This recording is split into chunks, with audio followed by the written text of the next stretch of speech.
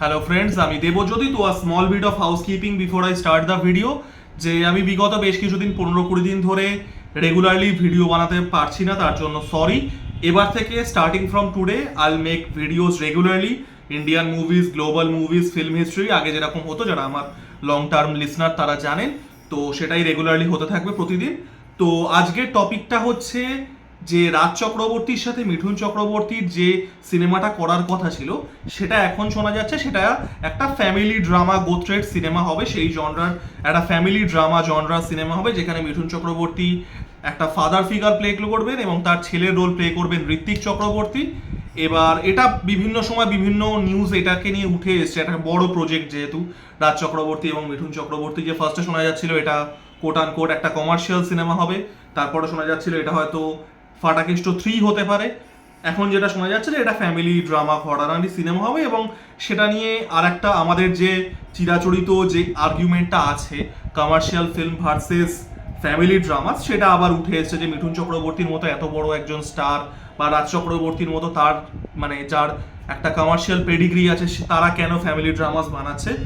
তো সেই বিষয়টা নিয়েই আলোচনা করব। এবার দেখুন, প্রথমেই এই কথাটা আমি, যারা আমার ভিডিও আগেও দেখেছেন তারা মানে জানেন, কমার্শিয়াল ফিল্ম এটা কোনো স্পেসিফিক জিনিস নয়। কমার্শিয়াল ফিল্ম বা কমার্শিয়াল যে কোনো কিছু, it's a market place term, it's not a specification. একটা সাইকোলজিক্যাল থ্রিলার, একটা সায়েন্স ফিকশন, একটা কামিং অফ এজ, একটা romantic comedy, this are movie genres. Commercial cinema is not a movie genre. Commercial cinema depends on the market place একটা, এবং সেই market প্লেসটা বা commercial cinema কি, কোনটা কমার্শিয়ালি ভায়াবেল হবে, সেটা সময়ের সাথে, সেটা সমাজের সাথে, সেটা সংস্কৃতির সাথে চেঞ্জ হতে থাকে। তো আমি সেটার মধ্যে ঢুকছি না, এই কথাগুলো আমি আগেও আলোচনা করেছি। যেটা নিয়ে আমি আলোচনা করব, যে রাজ চক্রবর্তী বা মিঠুন চক্রবর্তীর মতো মানুষকে কি এই ফ্যামিলি ড্রামা গোত্রীয় সিনেমা, যেটাকে অনেকে একটু ব্যঙ্গ করে সিরিয়াল করা বলেন, সেটা করা উচিত না করা উচিত না। তো প্রথমে আমি আসবো রাজ চক্রবর্তীর কথায়। তো দেখুন, রাজ চক্রবর্তীকে আমরা যে জাতীয় সিনেমার সাথে অ্যাসোসিয়েট করি, সেটা হচ্ছে ওই 2008 থেকে 2013-14 অবধি যে মানে রিমেকের যে ফেজটা ছিল, যেটা যে সময় বাংলা সিনেমায় একটা commercial, comparatively commercial success Bangla cinema দেখেছিল। তো সেই সময়টায় ওই চ্যালেঞ্জ, চিরদিনই তুমি দে আমার, লে ছক্কা, দুই পৃথিবী, ওই সময়টায়। এবার দেখুন, কেউ কোনো জিনিসে সাকসেসফুল হয়েছে মানে আমরা তাকে সেই অ্যাট্রিবিউটটাই তার উপরে চাপিয়ে দিতে পারি না। এবং রাজ চক্রবর্তীর ক্ষেত্রে এটা কিন্তু ভীষণভাবেই প্রযোজ্য। আমরা তো এই যে আরবান সিনেমা আর গ্রামের সিনেমা, এই দুটোকে আলাদা করি। প্রথমত এই যে ডিফারেন্সিয়েশনটা আছে, ইট ইজ টোটালি আ বুলশিট। এটা কমপ্লিটলি মেড আপ। এটা পোস্ট 1980s, যে সময় বাংলা সিনেমার ডিক্লাইন হওয়া শুরু হয়, সেই সময় মানে সেই সময় থেকে এই ডিফারেন্সিয়েশনটা শুরু হয় to masquerade the shortcomings of Bengali film industry. যারা সোকল্ড আর্টিস্টিক সিনেমা বানায়, তাদের সিনেমা লোকে দেখতো না, তো তারা ওই একটা নিজেদের মধ্যে বাবল বানিয়ে নেয় যে না, আমরা আর্ট ফিল্ম বানাই যেটা মাসের জন্য না। আর মাস ফিল্ম যেগুলো হতো, সোকল্ড মাস ফিল্ম, সেগুলোর কোয়ালিটি এতটাই খাজা ছিল যে সেগুলো মানে সেগুলোর আর্টিস্টিক কোনো ভ্যালু ছিল না। তো তারা বলা শুরু করে, মানে এক্স্যাক্টলি এদের উল্টোটাই, যে আমরা মাসের জন্য সিনেমা বানাই, আমরা আর্টিস্টিক সিনেমা বানাই না। এটা টোটালি, এই ডিফারেন্সিয়েশনটা এটা পুরোপুরি রেট্রোস্পেক্টিভ, এবং এটা পুরোপুরি, এটার কোনো সেন্স নেই।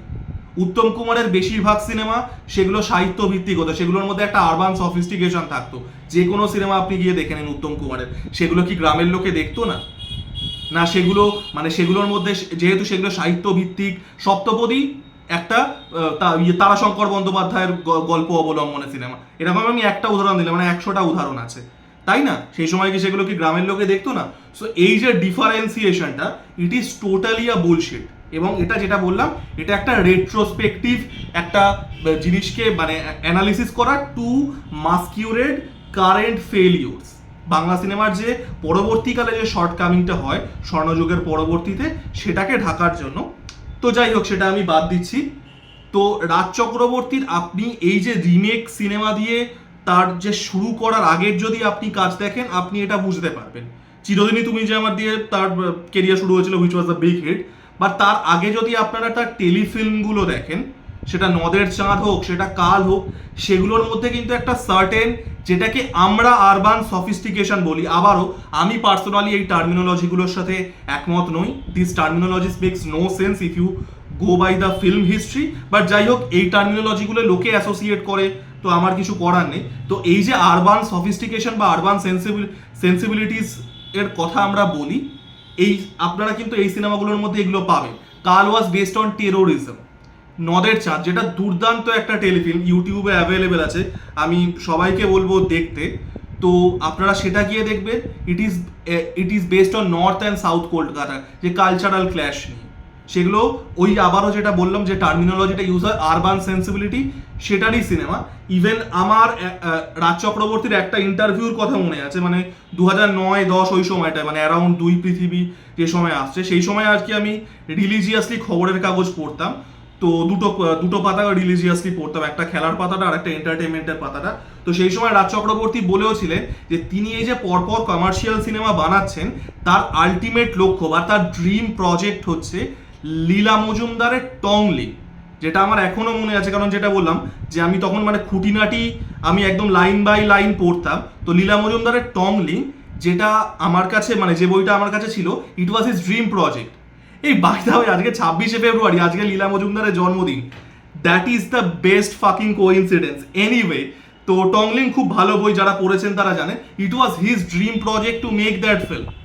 মানে যখন কমার্শিয়াল সাকসেস হয়েছে দুই পৃথিবী, মানে বুঝতে পারছেন, তখন কিন্তু পরপর কমার্শিয়াল সাকসেস আসছে রাজ চক্রবর্তীর। তো তার যে কাজের মধ্যে, যেহেতু আমরা তাকে ওই কমার্শিয়াল সিনেমাগুলোতে দিয়ে দেখেছি, আমরা তাকে ওইটাই মানে ওই লেভেলিংটা দিয়ে দিচ্ছি। এই যে সো কল্ড একটা মাস সিনেমার ডাইরেক্টর, সেটা কিন্তু অ্যাকচুয়ালি নয়। এবং আমি রাজ চক্রবর্তীর রিমেক সিনেমাগুলোকে ছোট করছি না। তার সিনেমা যেগুলো রিমেক ছিল, তার মধ্যেও অনেক এলিমেন্ট ছিল যেগুলো প্রশংসা করার মতো।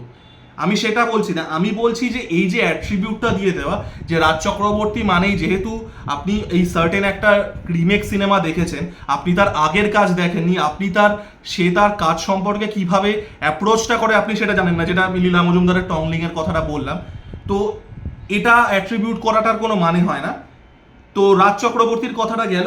সেকেন্ড আমি আসবো, সেটা হচ্ছে মিঠুন চক্রবর্তীর কথা। দেখুন, মিঠুন চক্রবর্তীর যে আর্লি 2000s তার যে কমার্শিয়াল সিনেমার রানটা ছিল, it was based on the film model or the business model of Mithun's dream factory, যেখানে মানে আর্লি 90s পরে মিঠুন চক্রবর্তী যেখানে উটিতে আর কি পুরোপুরি বলিউড থেকে আলাদা হয়ে গিয়ে তিনি নিজেরই একটা ছোটোখাটো ফিল্ম ইন্ডাস্ট্রি বানিয়েছিলেন। উটি নিয়ে আমার একটা পুরো ভিডিও আছে, মিঠুনস ড্রিম ফ্যাক্টরি সার্চ করলেই পেয়ে যাবেন।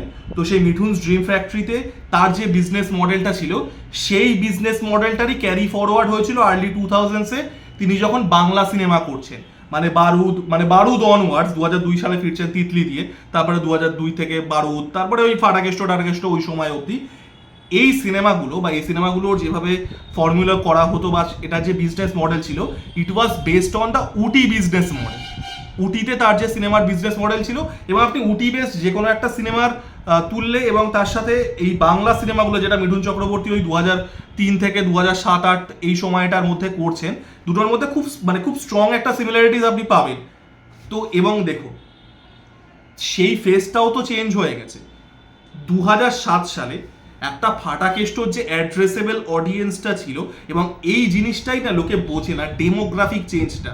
2007 সালে ফাটাকেষ্টর যে অ্যাড্রেসেবল অডিয়েন্সটা ছিল, বা সেই সময় অন্যান্য যা সিনেমা তিনি করেছিলেন, যুদ্ধ, তারপরে অভিমন্যু, বা যারা ছিল, তুলকালাম, 2005, 6, 7 এই সময়, আজ থেকে সেগুলো 17, 18, 20 বছর আগেকার সিনেমা। সেই অডিয়েন্সটা যেটা ছিল সেটা আজকে নেই, সেটা চেঞ্জ হয়ে গেছে। 2005 সালে যার বয়স 18 বছর ছিল, তার আজকে বয়স late 30s।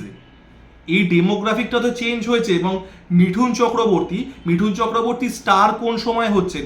Mithun Chakraborty becoming a star in 1979 Suraksha দিয়ে। সুরাক্ষা ওয়াজ মিঠুন চক্রবর্তীর first hit film in Bollywood. তো সেটা থেকে স্টার বানাচ্ছে, এবং 1982 তো Disco Dancer is making him a superstar. তো তার যে ডেমোগ্রাফিকটা, সেটা তো এজেড একটা অডিয়েন্স। একজন 14 বছর বয়সী ছেলে বা মেয়ে মিঠুন চক্রবর্তীর ফ্যান অবশ্যই হতে পারে, বাট মিঠুন চক্রবর্তীর বিগেস্ট অডিয়েন্স বেসটা কে হবে? একটা 40+ বা 50+ অডিয়েন্স, আমাদের মা বাবার জেনারেশন, যারা ছোট থেকে মিঠুন চক্রবর্তীর সিনেমা দেখে বড় হয়ে এসছে। সেই অডিয়েন্সটা ফাটাকেষ্ট 3 দেখতে যাবে না। সেই অডিয়েন্সটা মানে একটা অ্যাকশন সিনেমা, যেটাকে এরা কমার্শিয়াল সিনেমা বলে, আবারও যেটা বললাম ভুল টার্মিনোলজি, সেটা তারা দেখতে যাবে না। আজকে ফাটাকেষ্ট 3 যদি বানানো হয়, ফাটাকেষ্ট 1 আর ফাটাকেষ্ট 2 যারা দেখতে গেছিল সেই ডেমোগ্রাফিকটারও বেশিরভাগটা চেঞ্জ হয়ে গেছে। তো সময়ের সাথে সাথে তো ইভলভ করতে হবে। আর মিঠুন চক্রবর্তী এটা কিন্তু বলেইছেন যে তিনি কিন্তু এখন মানে খুব স্পেসিফিক পছন্দের স্ক্রিপ্ট ছাড়া তিনি কাজ করেন না, এটা তিনি কিন্তু বারবার করেই বলেছেন। আপনি যদি দেখেন লাস্ট কয়েক বছরে মিঠুন চক্রবর্তীর সিনেমা, সেটা বাংলা হিন্দি মিলিয়ে সংখ্যাটা কিন্তু খুবই কম লাস্ট 5-6 বছরে। তো মিঠুন চক্রবর্তী এই যে অ্যাকশন সিনেমা, মাস সিনেমা তিনি তো করেছেন প্রায় 350-400। তিনি নতুন করে তার এই যে তার এই যে কেরিয়ারের ফেস, তিনি প্রায় 50 বছর ধরে অভিনয় করছেন। 1976 সালে মৃগয়া বেরিয়েছিল, 48 বছর আগে। তো তার মানে তিনিও বা কেরিয়ারের এই স্টেজে এসে একটা রান অফ দ্য মিল একটা কমার্শিয়াল সিনেমা করবেন।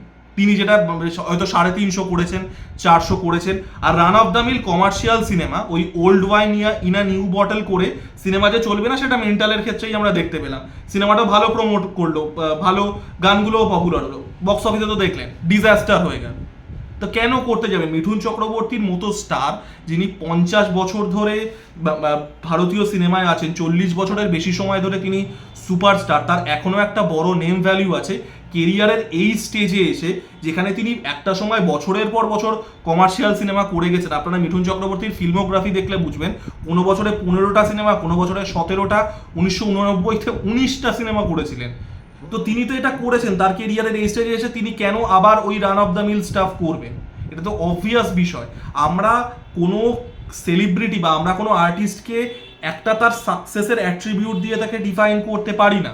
একটা রাজ চক্রবর্তী একটা সার্টেন কাইন্ড অফ ফিল্ম করে সাকসেস পেয়েছিলেন বলে, বা একটা মিঠুন চক্রবর্তীকে একটা certain kind of film superstar বানিয়েছে বলে সেটাই তাদেরকে ডিফাইন করবে, এটার কিন্তু কোনো মানে নেই। তো যাই হোক, এটাই আমার বক্তব্য ছিল আবারও এই commercial film versus TV serial ডিবেটে। তো আমার ভিডিওটা কেমন লাগলো জানাবেন, লাইক, কমেন্ট এবং সাবস্ক্রাইব করে আমার পাশে থাকুন। ধন্যবাদ।